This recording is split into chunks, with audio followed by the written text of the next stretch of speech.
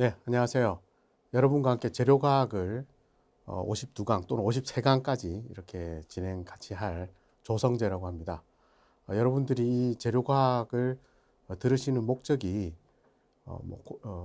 과학고등학교 학생도 있을 수도 있고 또 학부생, 또 유학생, 다양한 계층이 있다고 들었습니다. 여러분들이 각각 자신이 지금 어떤 목적으로 이 과목을 듣는지 여러 가지 목적이 있을 겁니다. 그렇지만 모든 분들이 만족할 수 있는 그런 강의를 진행할 것으로 약속하고요.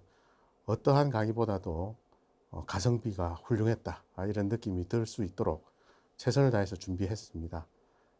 여러분들과 함께 할 수 있도록 하겠습니다. 그리고 저희들이 이제 주교재, 부교재 이런 것들을 좀 많이 이제 그 강의 소개할 때 공개를 해 드릴 텐데요.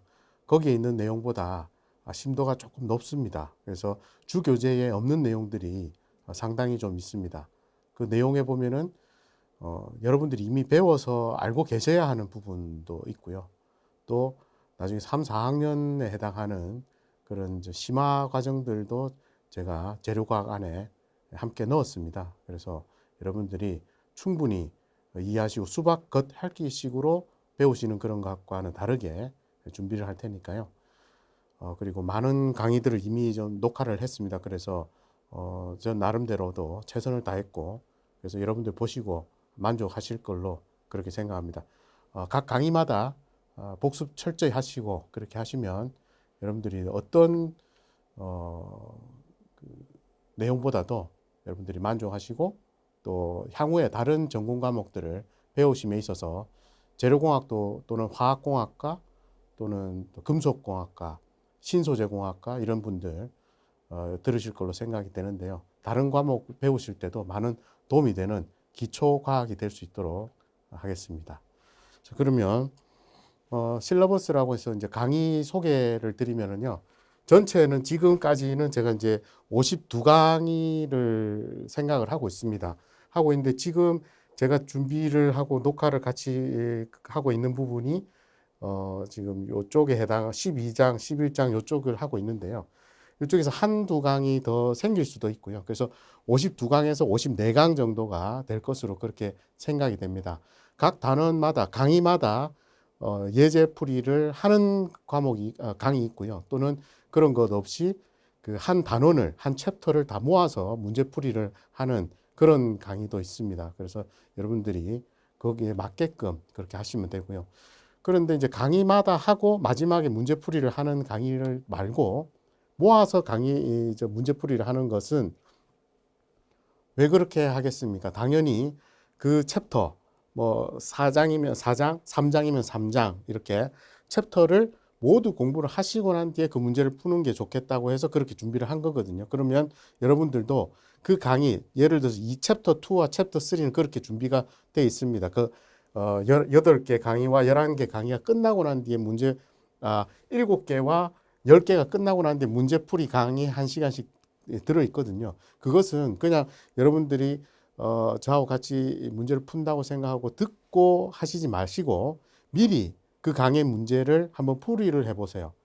챕터 2에 대해서 7개 강의를 다 들으시고 복습을 하시고 문제를 풀이를 하시고 그 단원의 문제풀이를 같이 보시는 게 낫지. 저하고 같이 그렇게 하게 되면은 그냥 그 문제들은 여러분들이 그냥 버리는 거나 마찬가지니까요.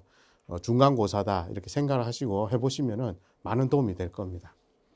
그리고 가능한 용어는 국문하고 영문을 이제 혼용을 해서 하도록 하겠습니다. 뭐 예를 들어서 이제 dislocation이라는 용어가 나오면 전위 이렇게 한문으로 주로 이제 한자가 많죠. 이렇게 되는데 나중에 학교 생활을 해보세요. 전공 과목을 공부해 보시면 전위라는 말은 거의 잘 쓰지를 않습니다. 그래서 dislocation이라는 말 쓰고 여러분들이 아주 나중에 그 졸업을 하시고 학교를 가시거나 또 대학원을 가시거나 또는 회사를 가시거나 연구소를 가거나 그렇게 했을 때 대부분 다 용어는 영어를 쓰게 됩니다. 단어는 그렇기 때문에 지금부터도 가능한 그 국문과 영문을 다 아시는 게 중요하고요. 반드시 영문은 아시는 것이 중요합니다. 그래서 저도 국문과 영문을 혼용해서 다 쓰도록 하고 주로 영문을 쓰는 단어는 영문을 주로 이렇게 사용하도록 하겠습니다. 그리고 또 국내 대학의 경우에는 학교에 대한 평가 지수가 있죠. 그렇게 해서 그 외국 유학생이 얼마나 되느냐, 또 강의 중에서 그 영어 강의가 얼마나 되는지 이런 것들이 학교의 평가에 점수가 되기 때문에 여러분들도 아마 교수님 중에 영어로 강의하는 그런 과목을 들으실 수도 있을 겁니다. 그때를 대비해서라도 많은 이제 단어들은 영문을 주로 사용하도록 하겠습니다. 그럼 전체적으로 한번 그 강의를 오버뷰를 한번 보시죠. 오늘 첫 번째 강의로는 이제 그 실라버스하고 재료과학과 이 강의의 제목은 재료과학인데요. 그 책 제목은 이제 Material Science and Engineering입니다. 그러니까 사이언스는 과학이고 엔지니어링은 공학이지 않습니까? 그러니까 공학은 현장에서 어떤 거시적인 얘기들을 다루고 그것들이 어떻게 해서 이런 펑션, 기능이 나오고 이런 것들을 과학적으로 보는 것이 이제 머티리얼 사이언스가 되고요. 그래서 대부분의 강의, 제가 하고 있는 제가 드릴 강의의 대부분도 머티리얼 사이언스에 해당하고요. 머티리얼 엔지니어링은 조금 이렇게 하도록 하겠습니다. 왜냐하면은 이 과목이 금속, 그다음에 세라믹, 신소재, 또 뭐 화학공학, 공업화학 이런 분들이 이제 들으실 걸로 보는데요. 기계공학 이런 분들이 보는데 그 엔지니어링에 해당하는 부분들은 서로 많이 다릅니다. 그래서 그런 부분을 깊게 할 필요가 없고 그 부분은 나중에 3학년 또는 4학년에 그 자기의 세부 전공에 따라서 들을 때 하시는 게 좋고요. 그래서 지금 보시면 이렇게 음력으로 돼 있는 이 부분들이 엔지니어링이 되고요. 나머지 그냥 일반적으로 글자가 써져 있는 부분이 머티리얼 사이언스가 됩니다. 그래서 특히나 이 프로세스하고 컴포짓 부분은 14장, 15장은 제가 스킵을 하도록 하겠습니다. 이 부분에 대해서는 어떻게 보면 현장의 노하우라든지 이런 부분들이 많이 있기 때문에 그렇고요.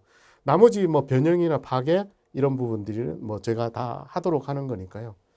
그렇습니다. 그러면은 제일 먼저 이제 본격적으로 강의가 시작되면요. 챕터 2에 보면 아토믹 스트럭처가 있습니다. 아토믹 스트럭처는 우리가 물질을 다루는 거죠. 재료공학이니까 재료의 특성을 보이는 최소 단위는 뭔가요? 분자가 되겠죠. 분자를 이루는 것은 결국 원자가 됩니다. 그래서 아톰의 스트럭처가 어떻게 되는지 이런 것들은 사실 일반 물리, 일반 화학에서 여러분들이 하셨을 건데 잘 하셨을 거라고는 제가 생각은 하지 않습니다. 그래서 이 부분에 대해서도 아주 친절하게 준비를 하고요.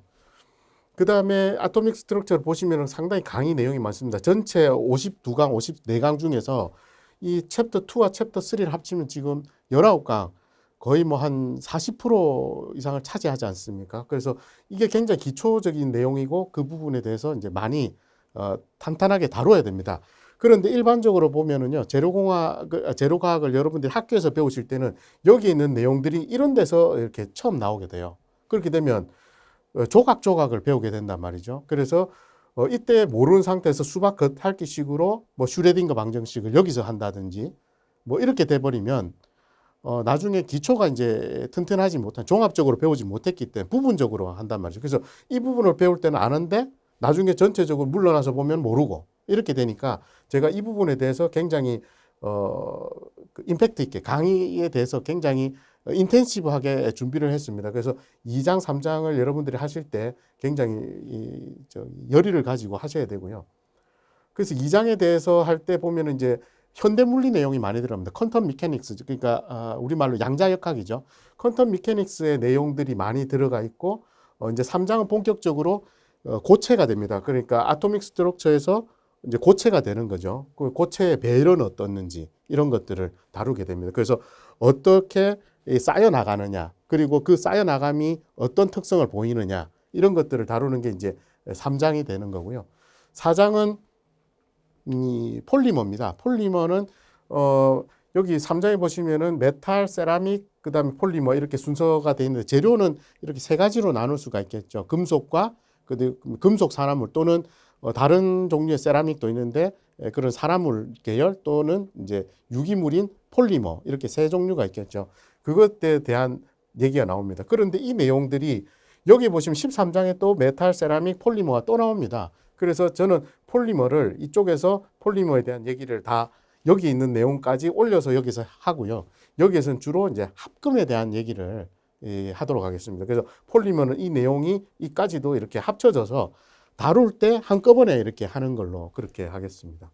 그럼 이제 5장은 디펙트라고 해서 결함인 거죠. 그래서 이 세상에 완벽한 재료는 없습니다. 완벽한 건 없고 뭐 비어 있다든지 다른 놈이 껴가지고 섞여 있다든지. 그런데 그런 디펙트들이 우리말로 하면 결함인데 상당히 좀 뭔가 하자가 있는 것처럼 보이잖아요. 그렇지만 모든 펑션, 모든 기능은 디펙트에서 나오는 거거든요. 그래서 디펙트가 순기능과 역기능이 있기 때문에 우리가 그걸 조절하려고 재료과학을 하는 겁니다. 우리가 재료과학을 하는 이유는 재료공학, 현장에서 재료를 컨트롤할 때 우리가 갖고 있는 지식을 가지고 이 특성을, 프로퍼티를 내가 컨트롤하기 위한 겁니다. 그래서 머티리얼 사이언스는 컨트롤을 위한 거다. 이렇게 아시면 됩니다. 그래서 디펙트가 어떨 때 생겨나고 이런 것들을 어떻게 이용을 할 거냐. 컨트롤하기 위해서는 이제 5장에서 이거 배워야 되는 거죠. 디퓨전은 확산이 됩니다. 6장. 디퓨전에 대해서도 이제 그 여러 가지 법칙과 이런 것, 디퓨전은 상당히 좀 혼자 공부하시기에는 좀 어렵습니다. 이게 설명도 좀 복잡하게 돼 있고 용어도 그렇게 이렇게 잘 돼 있질 않기 때문에. 그 다음에 이제 7장, 8장, 9장을 묶어서 저는 7장으로 해서 강의를 3개로 했기 때문에 결국은 하나하나고 하나는 또 이제 문제풀이가 되니까 이제 그렇게 미케니컬 프로퍼티. 프로퍼티라는 것이 이제 법적인 용어로 법대생들은 프로퍼티 하면은 자산이나 이런 것 됩니다. 그러니까 부동산이나 동산, 프로퍼티는 재산 이런 것들이 되는데 우리 재료공학에서는 특성이 됩니다. 프로퍼티. 첫 번째 나오는 게 이제 미케니컬 프로퍼티가 있고요. 그 다음에 또 밑으로 가면 이제 열적인 프로퍼티, 페이즈하고 그 서멀 프로퍼티가 이렇게 있죠. 그래서 열적인 프로퍼티, 열적 특성이 있고요. 그 다음에 전기적 특성, 일렉트리컬 프로퍼티가 있고, 마그네틱 프로퍼티, 옵티컬 프로퍼티 이렇게 프로퍼티가 있습니다. 우리가 결국 공부하는 이유는 프로퍼티를 컨트롤하기 위해서 한다고 그랬죠. 그러니까 첫 번째 나오는 미케니컬 프로퍼티, 이거는 뭐 휘어지냐, 부러지냐, 어디서 부러지냐, 어떻게 부러지냐, 어디까지 견디냐, 어떻게 우리가 이걸 조절할 수 있냐, 이런 것들을 다루는 게 미케니컬 프로퍼티가 되는 거죠. 그다음 페이즈는 우리가 그거죠. 이제 고체, 액체, 기체로 불리는 우리 이 세상에 존재하는 거는 하나의 페이즈로 물질은 존재를 하죠. 그래서 이 페이즈고 이 페이즈가 어떻게 상변이가 일어나느냐. 페이즈를 우리말로 하면 이제 상이죠. 상인데 트랜스포메이션에서 상변입니다.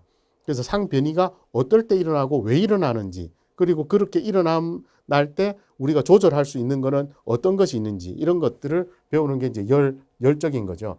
그런데 이제 문제는 이 재료과학을 2학년 2학기 때 배우시면은 2학년 1학기 동안 열역학이라는 thermodynamics라는 과목을 배우시고 이걸 배우시면 편한데, 지금 이것도 배치가 이게 17 열적인 그 열역학에 대한 거를 17장이고 이게 10장이란 말이죠. 그래서 이게 사실 역전이 돼 있어야 좋을 것 같은데 이렇게 돼 있습니다. 그래서 굳이 또 페이스뿐만 아니라 사실은 제가 볼 때는 이 디퓨전을 6장, 7장을 하기 전에 서머 프로퍼티를 먼저 보고 오시는 게 참 좋을 것 같은데, 이 순서대로 챕터 순서대로 오픈을 하게 되면은 여러분들이 이제 오픈됐을 때 이쪽에 왔을 때 17장이 오픈돼 있을지 안 돼 있을지는 모르겠습니다만, 그렇다고 해서 이거 안 듣고 이거 듣는다고 할 때 뭐 무리가 있거나 그렇게는 준비가 안 돼 있습니다. 잘 준비되어 있기 때문에 여러분들이 순서대로 하시는 것도 방법이고요. 만약에 이게 오픈돼 있으면 이쪽으로 와서 먼저 듣고 그 다음에 이 페이지를 하시면은 그게 순서가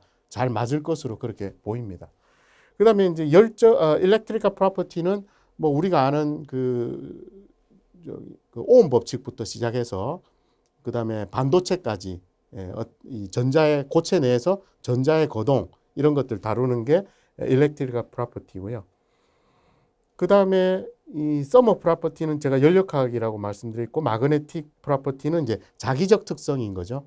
그래서 대표적인 자기적인 특성을 보이는 거, 그 다음에 자기적 특성의 근원은 뭐냐, 그리고 그 다음에 이제 옵티컬 프로퍼티는 색이란 과연 무엇이냐, 그리고 우리가 그 광파이버, 옵티컬 파이버를 가지고 우리가 광통신을 하죠. 뭐 광통신에 대한 얘기, 그리고 요즘 많이 곽광을 받고 있는 디스플레이에서 OLED, 뭐 QLED 뭐 이런 것들을 이제 언급을 하고 그 원리에 대해서 최신 내용이니까 이런 것들을 말씀을 드리는 걸로 순서가 짜여져 있습니다. 그래서 퀵하게 말씀을 드렸고요. 먼저 이제 잠시 보면은 아까 이제 챕터 2에서 아토믹 스트럭처에서 아토믹 스트럭처를 배운다고 말씀을 드렸지 않습니까? 그 예전에 이제 이렇게 되면 주 내용은 예전에 이제 돌턴이 물질은 쪼개고 쪼개면 더 이상 쪼갤 수 없는 기본 단위가 아톰이다. 이렇게 원자설을 세웠고 그 안에서 이제 J.J. 톰슨이 전자라는 입자를 발견을 하죠. 그래서 그 히스토리들을 쭉 다루게 됩니다. 그래서 여러분들이 요거는 어떻습니까? 보어의 가운데 센터에 그 핵이 있다는 거. 이거는 러더퍼더의 알파 산란 실험 고등학교에서도 배우죠. 그렇지만 이렇게 여러분도 스토리텔링을 할 수가 있어야 됩니다. 혼자서. 만약에 여러분의 어머니나 또는 고등학생 동생이 여러분들한테 아토믹 스트럭처 전자의 구조에 대해서 물어본다면 여러분들이 여기서 쭉쭉 요까지 할 수 있도록 그게 돼야 자기 거가 돼 있는 거죠. 여러분들이 이제 러더퍼더가 돼 있고 그 다음에 거기에 궤도가 이런 식으로 돼 있지 않고 이렇게 퀀타이즈드가 돼 있다는 거는 이제 보어의 모델이 되는 거죠. 보어의 모델. 요까지는 고등학교, 대학교에서 배웠죠. 그럼 이제 여기에서 불확정성 원리의 하이젠버그 불확정성 원리가 나오면서 뭐 이렇고 그 다음에 그걸 수학적으로 이제 전자의 거동을 미분 방정식으로 다 풀어낸 것이 뭡니까? 슈레딩거의 미분 방정식이 되는 슈레딩거 방정식이죠. 슈레딩거 방정식을 풀면은 전자는 항상 이렇게 원 궤도만 도는 것이 아니라 전자 궤도가 이렇게 무슨 이 튜브를 끼고 있는 아령 모양 이런 것도 있고요. 다양하게 그 아토믹 오피탈의 종류에 따라서 다양하게 있습니다. 지금 보시는 이거는 전자 궤도가 뭐냐면은 이렇게 되니까 4개니까 4F가 됩니다. 4F. 4F 전자 궤도를 그리려면은 여러분들이 이렇게 그릴 수가 있습니다. 2장 듣고 나시면. 예. 이걸 그릴 수가 있는 거예요. 이제 3D 그리려면은 어떻게 그리고 뭐 4F, 뭐 4D 다 그릴 수가 있습니다. 그거를 우리가 이제 2장에서 마치고 나면 여러분들이 현대 물리학의 앞부분을 좀 들은 것 같은 그런 느낌이 드실 겁니다.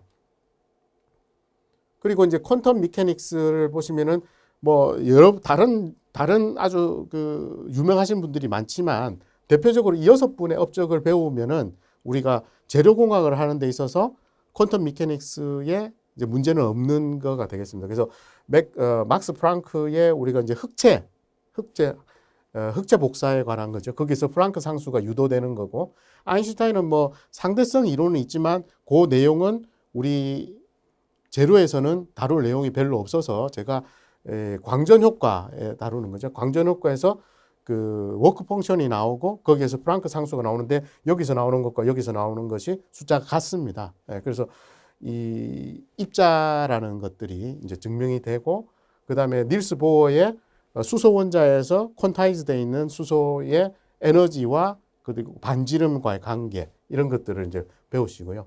드브로이 물질파는 어떻습니까? 빛이라는 것이 입자냐 파동이냐 이런 그 두 가지 설이 많이 있었지 않습니까? 그거를 한 방에 정리해주는 드브로이 물질파가 나오는 거죠.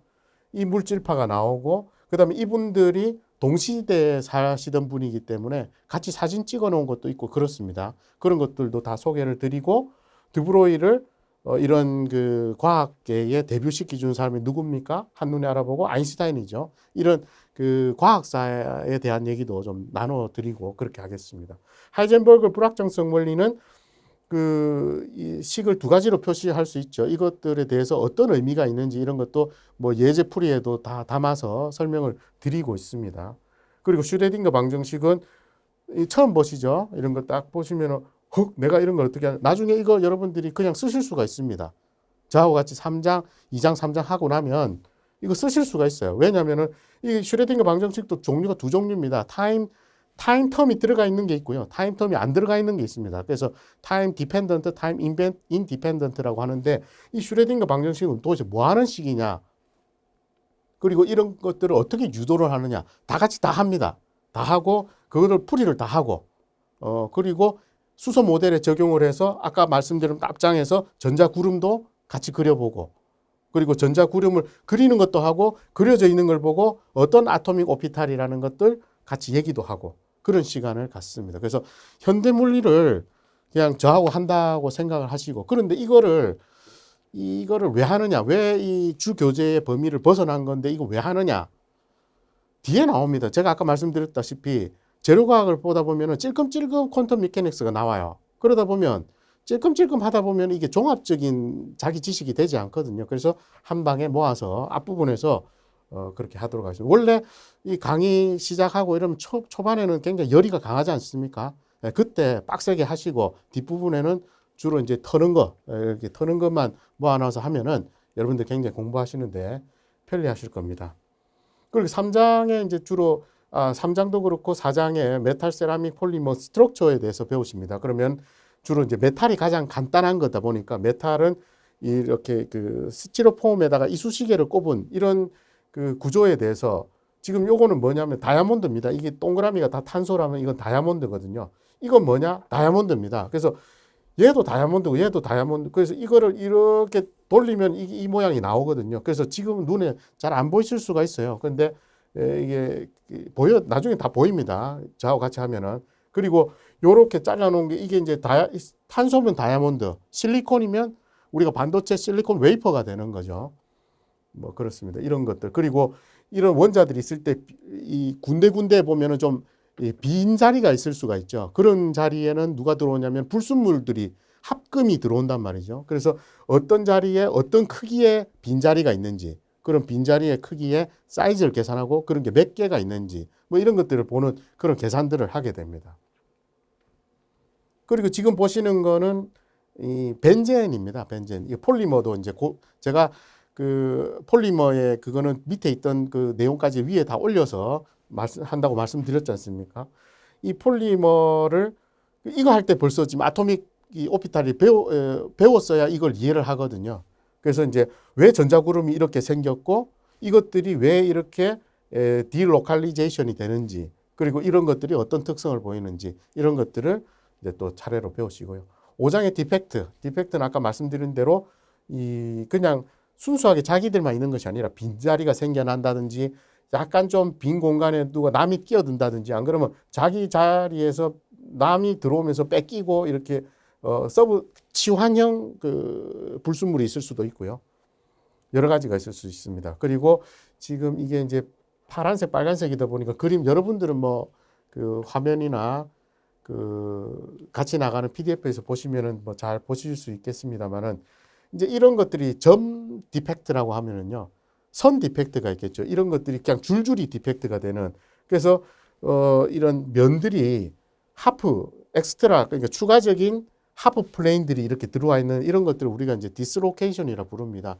이 디스로케이션은 우리 미케니컬 프로퍼티, 그러니까 기계적인 특성을 다룰 때 있어서 디스로케이션은 뗄 수가 없는 거거든요. 그래서 이런 것들이 왜 생겨나고 이런 것들이 나중에 어떻게 기능을 하는지, 얘의 움직임이 빠르면 이 움직임이 무빙하는 것이 쉬우면 좋은지 안 좋은지, 그리고 무빙이 쉽게 된다는 것은 나중에 거시적으로는 물질이 어떻게 된다는 건지, 이런 것들은 이제 기초적인 것들을 다져 나가는 거죠. 그래서 나중에 그런 걸 기초적으로 다져 놓고 나중에 프로퍼티 가서 그냥 그 에너지를 폭발을 하면서 쉽게 이제 특성이 돼서 하는. 근데 이런 것들을 무시하고 특성만 가서 이제 하면은 그냥 앵무새가 돼버리는 거예요. 내용도 모르고 그렇게 되는 거죠. 그래서 앞부분에서 잘 하셔야 됩니다. 자, 그래서 점 디펙트, 선 디펙트가 있었으면 이제 면 디펙트가 있죠. 어떻게 면이, 예를 들어서 우리가 물방울을 가끔 보셨는지 모르겠습니다만은 우주 정거장 같은 곳에서 물방울을 탁 하면 물방울은 동그랗게 구 형태를 만듭니다. 이 구를 만드는 거죠. 왜 구가 되냐면은 될 수 있는 대로 물이라는 그 분자들과 공기와의 접촉 면을 줄이기 위해서 면적을 똑같은 부피인데 면적을 최소화하는 거는 구입니다. 그죠? 그래서 그 구를 만들려고 하는 거예요. 그런데 그러니까 그거는 표면을 줄이려고 하는 거죠. 표면을. 그래서 나중에 그 여러분들이 그 분말을 합성을 하거나 고체를 만들면 아주 작은 사이즈로 내려가다 보면 이런 식으로 다각형들이 나와요. 이런 것들이 왜 나오는지, 왜 동그랗지 않는지, 이런 것들을. 액체는 분자들이 자기의 위치를 항상 조절할 수 있고 찾아갈 수 있으니까 동그랗게 되는데, 고체는 동그랗게 자기 스스로를 조각할 수 없잖아요. 그러니까 에너지적으로 가장 안정하려고 이런 다각형 형태를 만들게 됩니다. 이런 것들이 예측을 하고 왜 이렇게 되는지 이런 것들을 이제 배우시는 게 디펙트의 내용이 되는 거죠. 디퓨전은 진한 곳에서 연한 곳으로 흘러가는 것이 이제 확산이죠. 잉크 방울을 떨어뜨리면 나중에 그 떨어뜨린 물이 전체적으로 농도가 균일하게 잉크가 확산이 되는, 그래서 그 확산이 되는 정도와 내가 어떤 특정한 위치에 있을 때 여기에 잉크가 어느 정도 농도에 도달하는 시간, 뭐 이런 것들을 배웁니다. 그렇게 되면 나중에 반도체라든지 또는 반도체까지 갈 것 없이 우리가 그 철에 탄소를 먹일 때 탄소가 철의 깊이 방향으로 몇 시간 후에, 몇 초 후에 어느 정도 농도에 도달하는지 이런 것도 우리가 컨트롤하려면 디퓨전을 알아야 되는 거죠. 디퓨전에는 이제 픽스 퍼스트 로라고 있고 픽스 세컨드 로라고 있습니다. 그런 법칙에 대해서도 배우게 되고요. 그 다음에 다양한 그 확산 소스가 살짝 묻은 건지 안 그러면은 방향제처럼 농도가 아주 높은 건지 그런 거에 따라서도 미분 방정식이 달라집니다. 바운더리 컨디션이 달라지는 거죠. 그렇기 때문에 거기에 맞는 그런 것들을 이제 보시게 되고요. 이제 첫 번째 프로퍼티가 나옵니다. 미케니컬 프로퍼티, 기계적 강도죠. 기계적 강도는 내가 단위 면적당 어떠한 힘을 줬느냐, 그게 이제 스트레스고요. 거기에 따라서 어떻게 늘어났느냐, 늘어난 비율, 길이의 비율을 스트레인이라고 합니다. 그래서 스트레스 앤 스트레인 그 두 가지를 가지고 찢고 볶고 막 하는 겁니다. 그 다음에 스트레스도 종류가 그 면적에 대해서 수직으로 또는 이렇게 늘어나는 경우가 눌리는 게 이게 면에 대해서 이 샘플에 대해서 내가 이렇게 잡아 당기고 누르고 하는 거는 이 면적에 대해서 수직으로 작용하는 거죠. 그래서 그런 것들을 우리가 수직 응력, 노멀 스트레스라고 하고요. 재료를 옆에서 미는 경우가 있습니다. 그렇게 밀리는 경우는 이제 우리말로는 전단 응력, 영어로는 쉬어 스트레스라고 하는 그런 것들에 대해서 이제 하고, 최종적으로 이거는 이제 독일의 이름이 오토 모어. 그래서 이제 오토 모어인데 이제 모어 서클이라고 부릅니다. 이 모어 서클은 굉장히 우리가 뭔가 그 스트레스 앤 스트레인 또는 그 쉬어 스트레스를 계산할 때 굉장히 편리하거든요. 이런 것들은 사실 재료 과학의 범위를 벗어납니다. 벗어납니다. 이건 재료 역학이라고 이거를 한 학기 또는 1년 동안 배웁니다. 특히나 기계공학 하는 분들은 이거 이제 두 학기에 걸쳐서 할 거예요. 재료 과학 또는 또 이거는 토목공학과 하시는 분들도 하고요. 또는 건축과도 이 재료 역학은 배우게 됩니다. 왜냐하면은 그 재료의 이 미케니컬 프로퍼티는 그러니까 공통적인 학과가 굉장히 많아요. 그래서 재료 역학은 재료 또는 토목, 건축, 뭐 기계 뭐 이렇게 여러 분야에서 합니다. 그래서 그런데 이제 재료과학 범위는 사실 벗어나는 건데 제가 넣은 이유는 그렇습니다. 이렇게 재료 미케니컬 프로퍼티를 하다 보면 이 내용을 가지고 부족해요. 부족하고 여기서 나온 결론을 그냥 말로만 때우는 경우가 많습니다. 그래서 이왕 여러분들이 3학년 가시면 할 거니까 2학년 2학기나 3학년 가면 하실 거니까 요거를 맛배기로 살짝 소개를 드리도록 하겠습니다. 그래서 이 7장이 구성이 되어 있고요. 또 이제 서멀 프로퍼티는 이 카노, 그 프랑스 포병대장, 나폴레옹 군대의 포병대장인 카노가 어떻게 하면 포를 멀리 보낼 수 있을까, 에너지를 전략을 하면서 멀리 날려 보낼 수 있을까를 연구하다가 만든 이 카노 사이클이라고 있습니다. 이거에 대해서 배우고 연력학 제0법칙, 1법칙, 2법칙, 3법칙 이렇게 네 가지가 있는데요. 그것에 대해서 배우고, 그 다음에 이런 이게 페이즈 다이아그램이라고 부르죠. 페이즈 다이아그램이니까 뭐라고 우리말로는 뭐죠?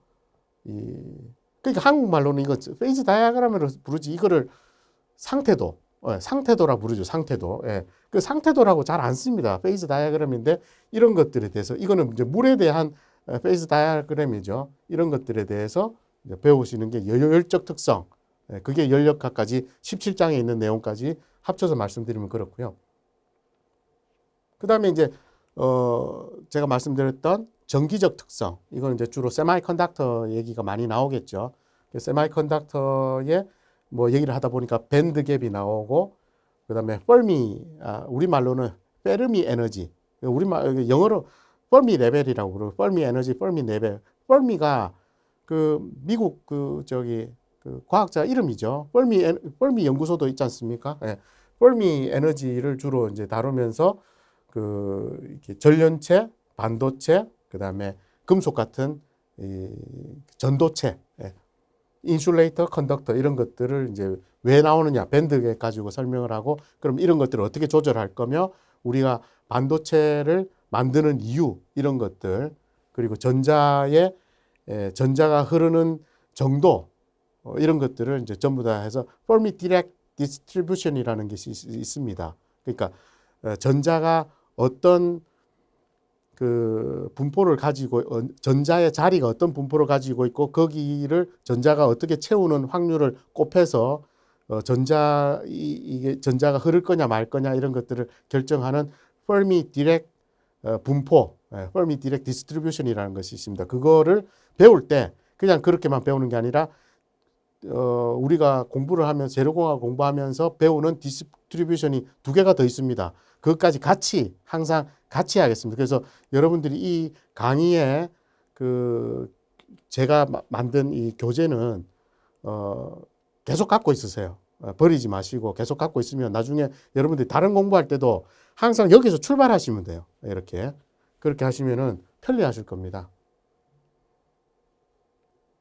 그 다음에 이제 자기적 특성입니다. 자기는 우리가 자석이라는 것은 패러데이가 밝혀냈죠. 자석은 전기가 이렇게 순환 전류를 흐르면 자석이 되는 거죠. 그래서 자석이라는 것은 전기와 자기는 다른 별개의 것이 아니라 전기가 이렇게 루프로 흐르면 자석이 되는 거죠. 그러니까 가장 작은 전류의 루프가 뭘까요? 전자가 회전하면은 그렇죠? 그러니까 우리가 이 세상에서 가장 작은 자석은 원자가 되는 거죠. 그래서 그런 것들을 우리가 보어 마그네톤이라고 부릅니다. 보어가 이제 이 전자가 이렇게 궤도를 했기 때문에 그 이름을 따서 보어 마그네톤이라고 하는데 그래서 이제 B라고 이렇게 부르는 게 그래서 이제 이렇게 보어 마그네트론이 이렇게 생기고 그런 자기장들은 지금은 우리가 노트북을 사고 이럴 때 그 메모리 용량을 볼 때 어떻습니까?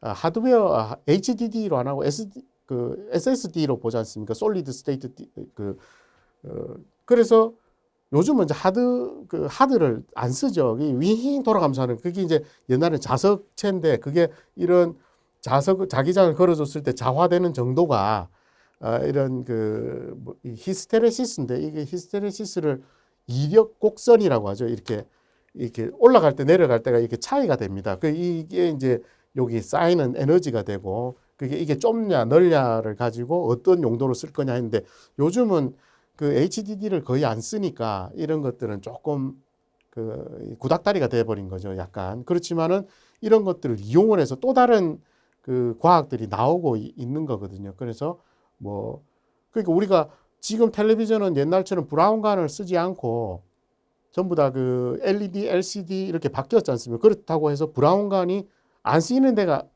쓰이지 않는 데는 없거든요. 그걸로 또 다른 뭔가도 할 수 있고 그러니까 원리는 알고 계셔야 되죠. 그래서 마그네틱이 이제 있고 그런데 이게 이제 보면은 혼자서 공부하면 좀 힘들어요. 이게 좀 복잡하게 용어라든지 이런 것들도 좀 복잡하고 그래서 여러분들이 같이 마그네틱에 대해서 한 2강 정도 이렇게 하도록 하겠습니다. 그리고 마지막으로 옵티컬 프로퍼티는 아까 말씀드렸다시피 이제 광통신에 쓰이는 옵티컬 파이버입니다.